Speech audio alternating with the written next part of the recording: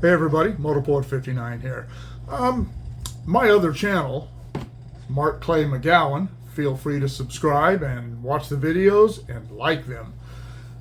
But anyway, that channel has over 15,000 subscribers. And I spend a lot of time shooting videos for that channel, editing them, doing all the things that are associated with posting videos on a regular basis on that channel, and I spend a boatload of money on gas driving around.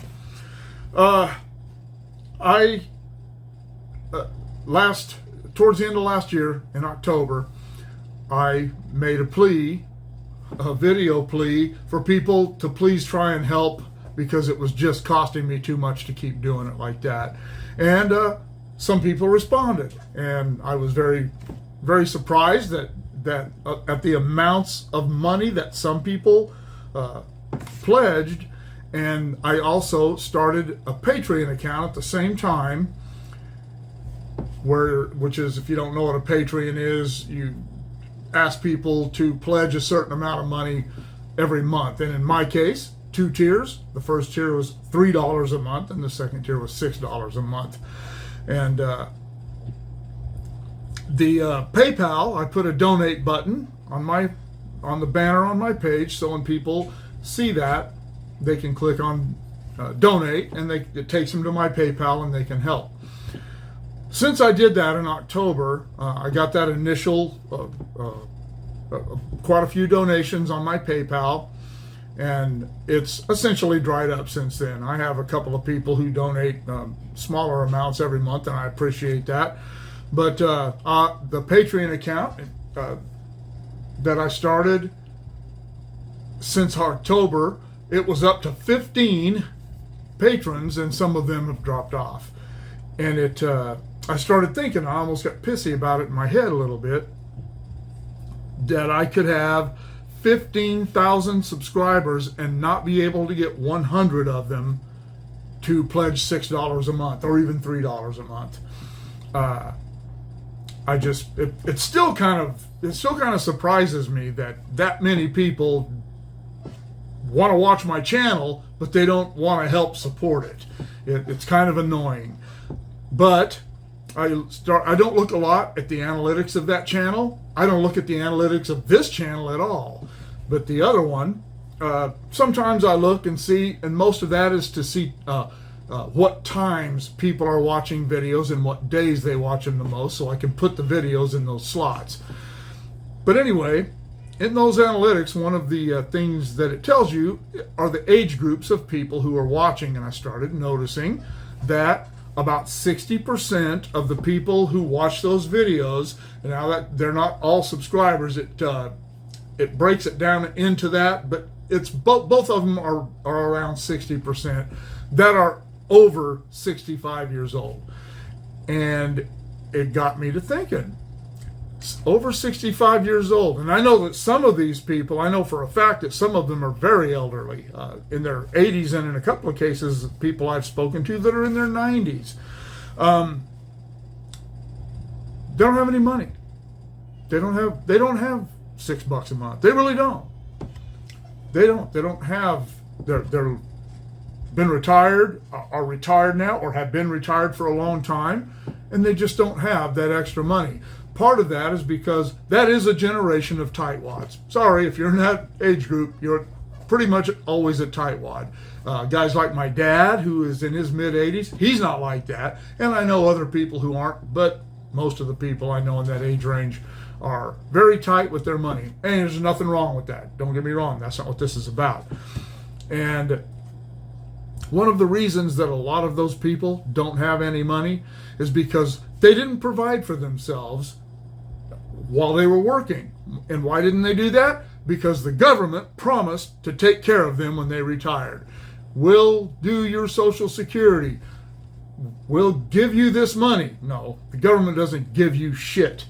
The government takes the money that they took out of your Social Security and invests that. That's what they're supposed to do. That's not what they do. But what they do is they end up spending it on other things. So Social Security is always broke.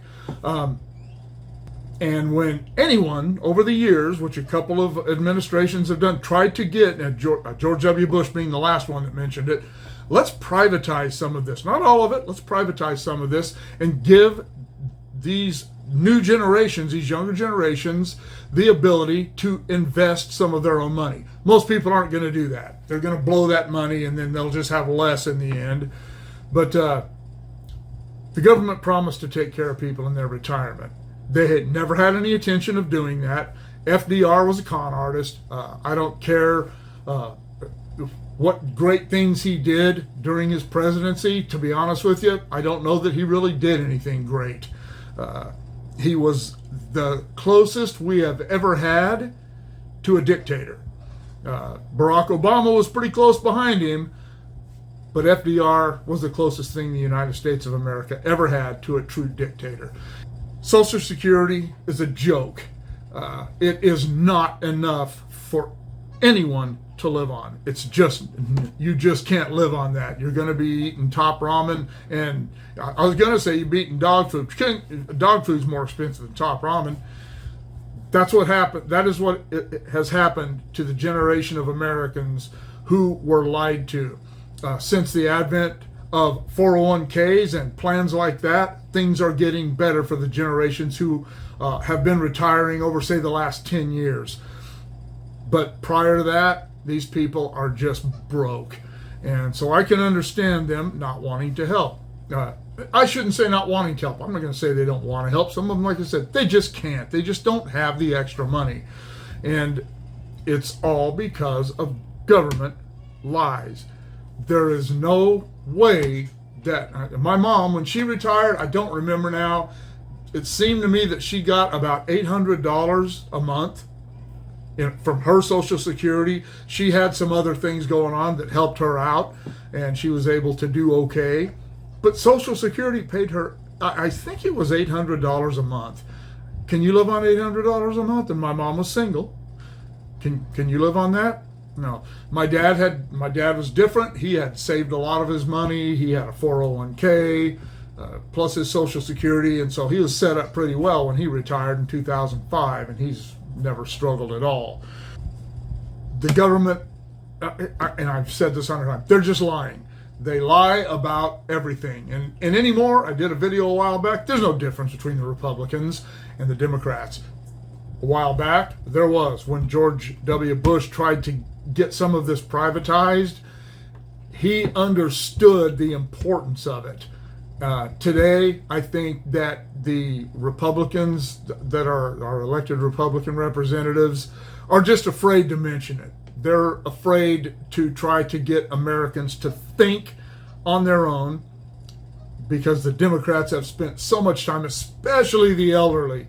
The Democrats have spent so much time trying to convince them that the Republicans are trying to kill them and want them to die, and they don't want to do this and they don't want to do that, that they've just started believing it. Because if you tell a lie long enough, even to yourself, pretty soon it becomes the truth.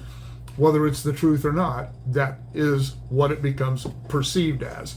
And that is what has happened with Social Security. So, when I look at my other channel now, it is what it is. And I feel bad for the people and that just don't have $6 a month. The Democrats realize that this generation are dying off.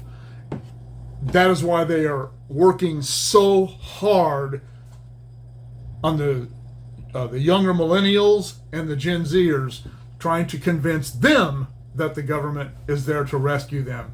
And these young people believe it. If you know young people, your kids, friends' kids, people you work with, talk to them. Don't shove anything down their throat. Don't try to beat them over the head with conservative doctrine, because that doesn't work. Try to explain to them what has happened in the past, promises that have been made that have never been kept and will never be kept. The Democrats are never going to keep a promise, ever. They never have, they never will. Civil rights was a lie. Affirmative action was a lie. All of it was just a whole bag of absolute lies. Not not misdirection or any of those things. It's not like that. They're lies. They never intended to keep those promises. They knew they couldn't keep those promises. And the generation, my generation, we kind of have a pretty good grasp on that. And for a while, it helped keep the left at bay. But here we are, my generation. I'm 63.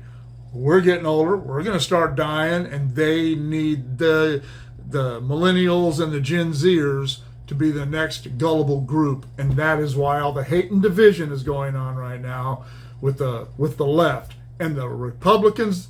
I'm not going to say all conservatives because I'm not down with it, but the elected Republicans aren't helping. They're doing nothing to try to change us. They're just mouthpieces now, talking out their necks. Oh, it is so frustrating. And I don't want anybody to think that this is a beat down of anybody who doesn't help my other channel. It just brought to my attention, once again, the lies that the government have been telling people for so very long. What do you think? Let me know in the comments below. Shoot me an email at motorpoet59@gmail.com. Like, share, subscribe, click on the bell if you want to be notified of future content, and we'll see you all later.